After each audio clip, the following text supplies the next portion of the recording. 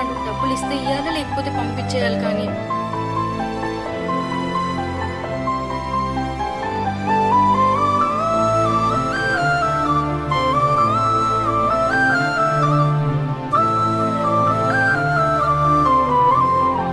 తినరా?